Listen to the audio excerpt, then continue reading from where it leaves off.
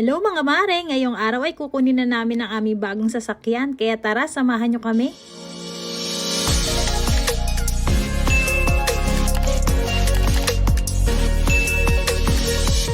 Good morning mga mare! Ngayong araw nga ang release ng aming sasakyan. 3 linggo mula nang ma-approve. Masakit pa nga ang ulo ko nito at nahihilo, pero sige lang dahil excited na ako sa sasakyan. Nag-commute nga lang kami papunta roon at ito nga ang asawa ko ay napakaligalig.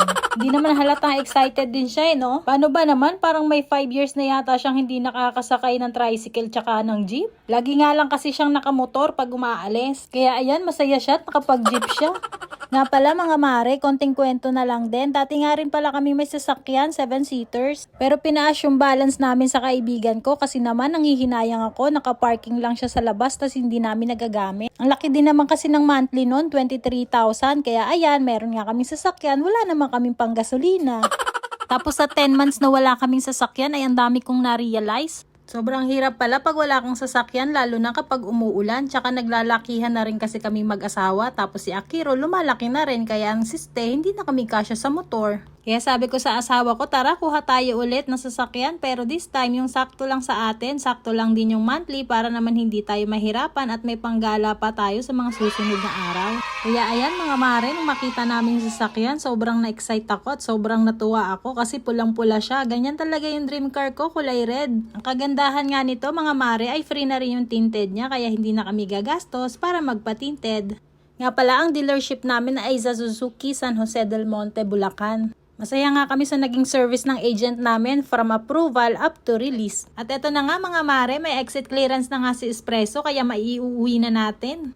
Grabe, cute na cute talaga ako sa forma niya tsaka sa kulay niya. Red na red talaga siya. Sa mga susunod na buwan nga, ipapatutow namin ito para mas maging pogi pa siya lalo. Nga pala mga mare, 59,000 ang down payment namin dito. Tapos ang monthly ay 13,626. O diba parang motor lang? Tapos ang approval nga pala nito ay 3 days lang inabot. Nagpasa kami ng Monday and then Wednesday meron ng result. Tapos ayan, ini-explain sa asawa ko ng aming agent kung paano nagwo-work ang AGS. Nga po pala ang Espresso ay AGS po. AGS ibig sabihin ay auto gear shift. Bali parang manual siya na parang automatic na rin.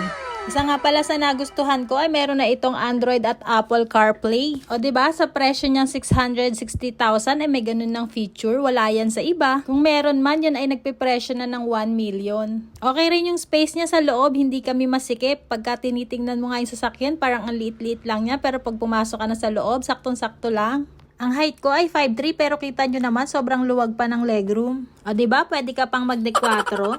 May mga ibang kulay din nga pala ito tulad ng puti, orange at saka ng gray.